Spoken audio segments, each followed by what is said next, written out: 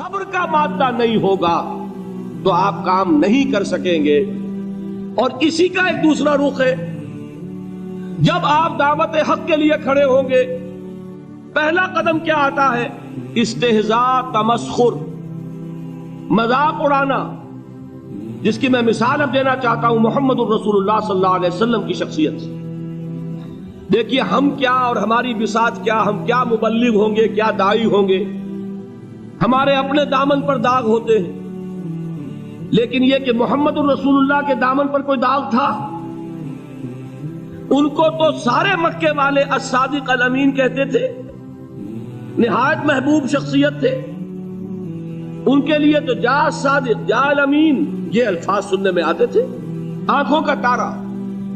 لیکن جب آپ نے دعوت اب شروع کی، اب قرآن مجید میں دیکھیے، کسی نے کہا مجنون ہو گئے، دماغ خراب ہو گیا، پاگل ہو گئے، اجی شاعر ہیں، کچھ شعر توڑ لیتے ہیں، ہم پر بہت جماتے ہیں.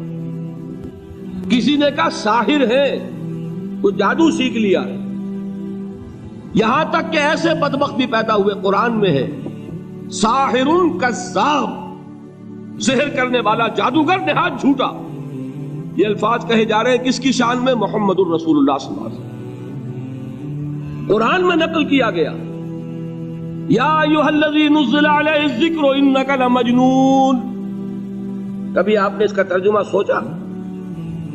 ہے وہ شخص، دیکھیے تصور کیجئے، حضور جا رہے ہیں، تشریف لے جا رہے ہیں، کسی دعوت میں ہے، تبلیغ میں، یا ویسے ہی تشریف لے جا رہے ہیں، اور کوئی ایک جمگھٹا ہے لوگوں کا، ادھر سے فقرہ آتا ہے، تیر کی طرح لگتا ہے دل میں جا کر محمد کے صلی اللہ علیہ وسلم. اے وہ شخص جس کا یہ خیال ہے کہ اس پر کوئی ذکر نازل ہو رہا ہے، ہمارے خیال میں تو تمہارا دماغ خراب ہو گیا. یا ایھا الذی نزل علیہ الذکر انک لمجنون، کہا کہ نہیں کہا؟ اور یہ نہ سمجھیے کہ حضور صلی اللہ علیہ وسلم کے قلب مبارک کو تکلیف نہیں ہوتی تھی. میں قرآن سے ثابت کروں گا، میں کہیں کوئی کہانیاں بیان نہیں کرنا چاہتا. قرآن نے کہا ہے وَلَقَدْ نَعْلَمُ أَنَّكَ يَضِيقُ صَدْرُكَ بِمَا يَقُولُونَ. اے نبی ہمیں خوب معلوم ہے صلی اللہ علیہ وسلم کہ جو کچھ یہ لوگ کہہ رہے ہیں اس سے آپ کا سینہ بھجتا ہے، یہ جو گھٹن ہوتی ہے، صدمہ ہوتا ہے. انکا یضیق صدرک بما یقولون، ہمیں خوب معلوم ہے کہ جو کچھ یہ باتیں آپ کو سننی پڑ رہی ہیں، یہ کڑوی کسیلی باتیں، یہ جو فقرے چست ہو رہے ہیں، استہزاء ہو رہا ہے، تمسخر ہو رہا ہے. سورہ ہجر میں ہے، ایک جگہ کھڑے ہوئے لوگ قرآن کا مذاق اڑا رہے ہیں، بھائی فلاں آیت تم لے جانا، فلاں آیت میری ہوگی، اس کے ٹکڑے کر رہے ہیں، اس کے ٹکڑے حصے بکھرے کر کے قیمہ بنا کر ان آیات کا تمسخر اڑا رہے ہیں.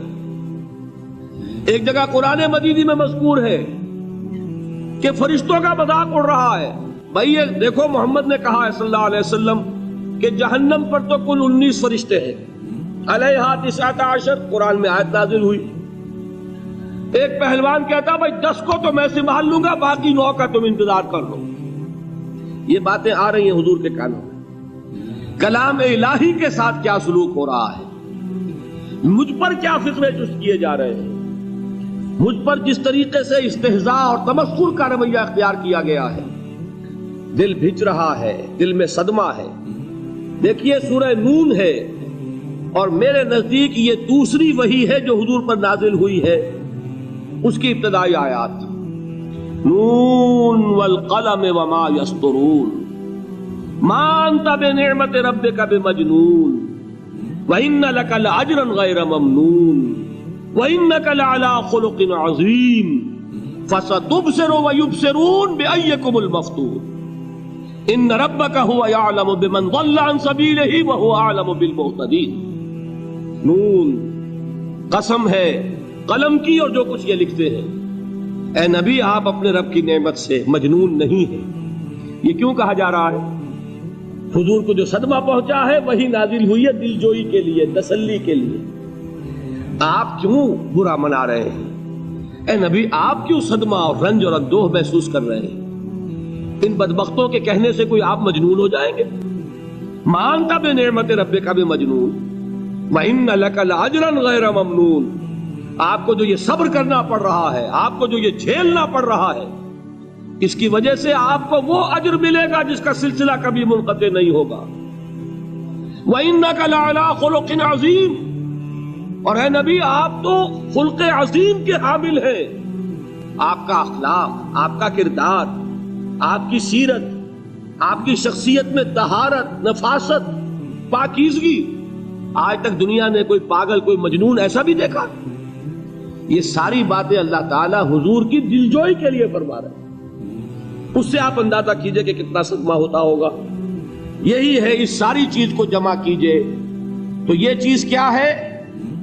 وَاصْبِرْ عَلَىٰ مَا يَقُولُونَ وَاهْجُرْهُمْ هَجْرًا جَمِيلًا، صبر کرو اے نبی، صبر کرو اے محمد صلی اللہ علیہ وسلم، جھیلو اور برداشت کرو اس پر جو یہ کہہ رہے ہیں۔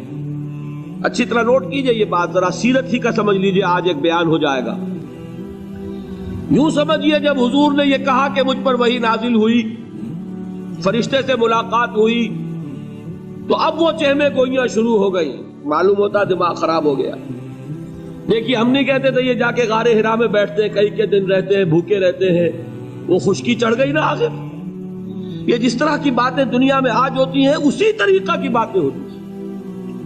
عتبہ ابن ربیعہ ایک مرتبہ آتا ہے، کیونکہ قریش کے بڑے لوگوں میں سے تھا، تو قریب آ کر بڑی اپنائیت کے ساتھ، بڑی شفقت کے ساتھ، بڑے بزرگانہ انداز میں کہتا ہے، بھتیجے، حضور سے، بھتیجے اگر واقعی کسی بدروح کا سایہ ہو گیا ہے تم پر، وہ آسیب آ گیا ہے تو مجھے بتا دو، میرے بہت سے عاملوں سے تعلقات ہیں، میں کسی کو بلا کر یہ تمہاری بدروح دور کر دوں گا۔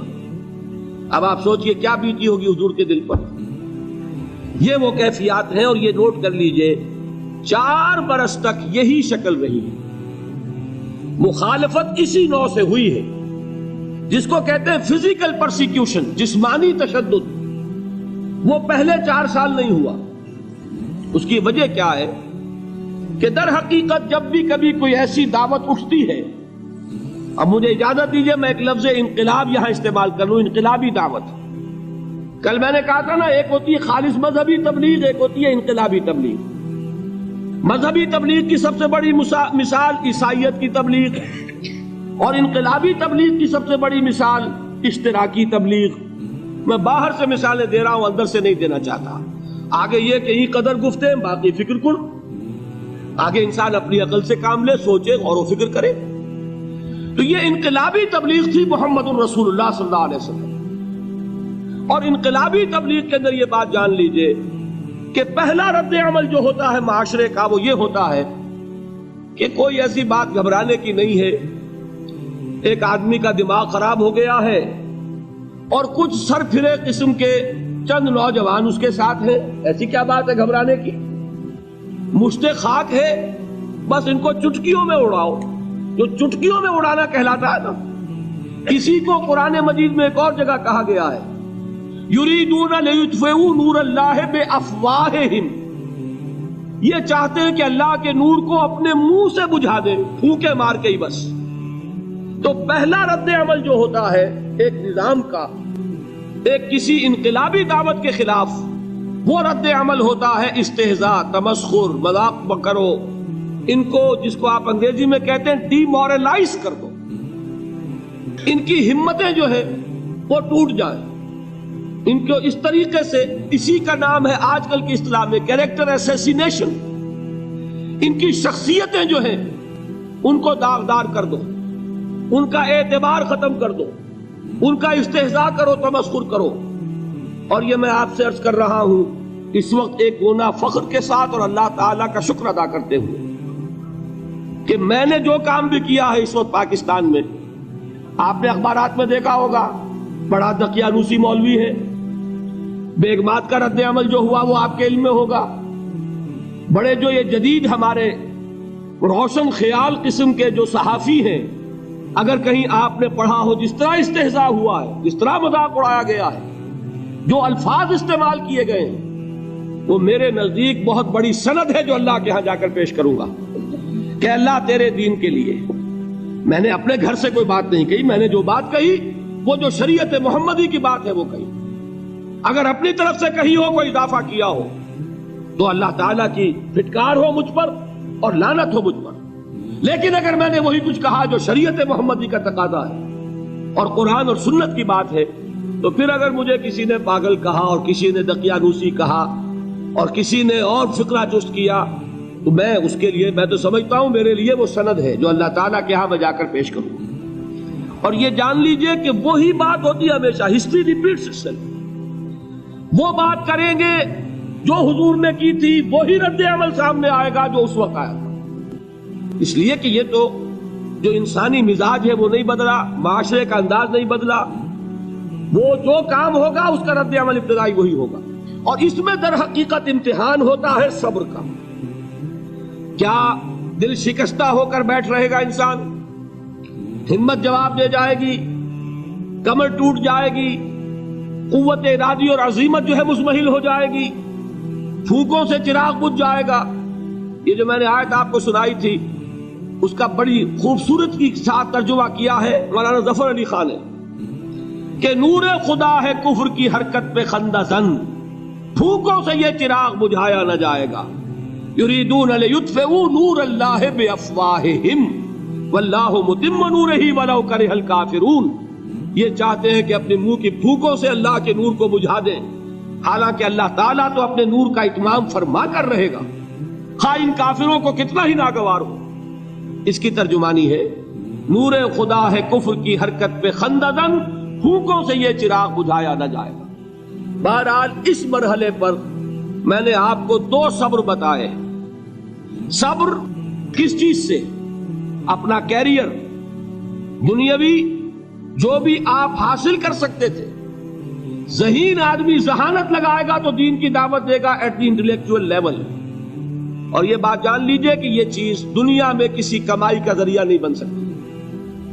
اسے قربانی دینی پڑے گی کیریئر کی، اپنے مفادات کی، تب کام کر سکے گا. عام آدمی وقت لگائے گا، صلاحیتیں صرف کرے گا، اپنی وہی اس وقت سے اور توانائی سے پیسہ بنا سکتا تھا.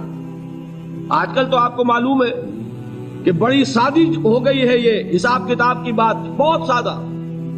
ایک انسکلڈ لیبرر کا 1 گھنٹہ برابر ہے اتنے روپے کے، ایک سکلڈ لیبرر کا 1 گھنٹہ برابر ہے اتنے روپے کے. آپ تو ہر چیز کاؤنٹ کر سکتے ہیں، میئر کر سکتے ہیں. جو شخص 1 گھنٹہ لگا رہا ہے اس نے کچھ پیسہ خرچ کیا ہے نا، اسی وقت کو لگا کر وہ پیسہ بناتا، اسی ذہانت اور صلاحیت سے وہ کمائی کرتا. ادھر لگایا تو وہ جو کمی ہو رہی ہے اس کو برداشت کرنا، اس کو جھیلنا اور خوش دلی سے برداشت کرنا، یہ سمجھنا کہ در حقیقت یہ سب کچھ کیا ہے کہ اللہ تعالیٰ کے ہاں اس کا اجر و ثواب ملے گا. یہ صبر کا ایک رخ. اور استہزاء ہو، تمسخر ہو، مذاق اڑے، فقرے چست ہو، دقیانوسی کہا جائے، ریئیکشنری کہا جائے، یہ بڑے ریئیکشنری ہے، یہ بڑے پچھلے زمانے کے لوگ ہیں، اگلے وقتوں کے ہیں یہ لوگ، انہیں کچھ نہ کہو. جو کہا جائے سنو. وَاصْبِرْ عَلَى مَا يَقُولُونَ وَاهْجُرْهُمْ هَجْرًا جَمِيلًا. اور صبر کیجئے محمد صلی اللہ علیہ وسلم. دیکھیے کوئی پہلو ایسا نہیں ہے جس میں ہمیں ہدایت قرآن مجید سے اور سیرت محمد صلی اللہ علیہ وسلم سے مل نہ جائے. اگر اللہ تعالیٰ مقام دعوت پر فائز ہونے کی توفیق عطا فرما دے تو جو مرحلے پیش آئیں گے وہ آپ کو نظر آ جائیں گے سیرت محمدی میں صلی اللہ علیہ وسلم. اور اس وقت حضور سے جو کہا گیا اس سے آپ کے دل پر بھی، اس کے زخمی جو آپ کا دل ہے، آپ کے احساسات ہیں، اس پر مرہم رکھا جائے گا. وَلَقَدْ نَعْلَمُ أَنَّكَ يَضِيقُ صَدْرُكَ بِمَا يَقُولُونَ. ہمیں خوب معلوم ہے کہ جو کچھ آج تمہیں سننا پڑ رہا ہے اس سے تمہارا سینہ بھجتا ہے، تمہیں رنج اور صدمہ ہوتا ہے.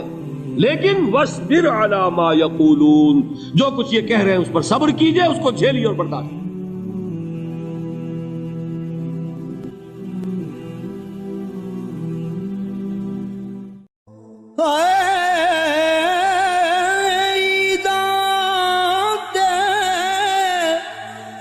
شب رات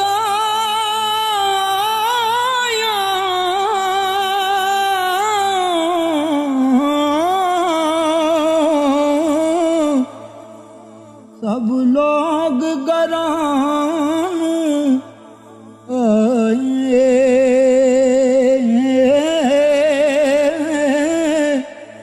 او نہیں آئے او پرت محمد جو آپ ہتھیں دفنا